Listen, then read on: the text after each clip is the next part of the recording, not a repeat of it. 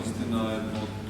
по-горките прашања кои се засегнати не само собранието, туку и сите граѓани, а особено таа институција. Знаеме сите колку е важна таа институција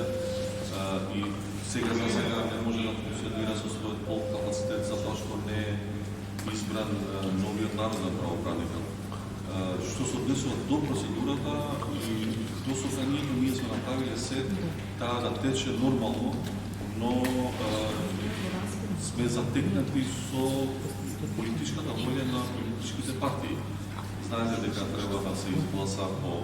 мнозинство и по голем мажоритет, затоа ја користам оваа можност преку вас медиумите да упатам апел до сите политички партии да го отблокираме овој процес, да најдеме решение, да седнат политичките актери, да најдат решение. Пред се треба да бидеме совесни кон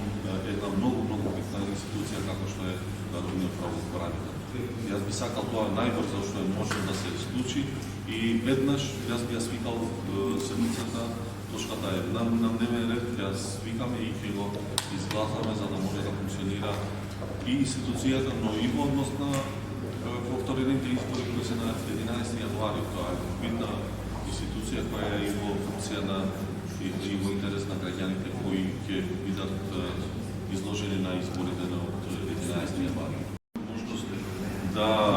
го комплетираме составот на судскиот совет, чекаме предлози од председателката, но исто така ние како собрани комисијата за избори и именување може да предложи член, така да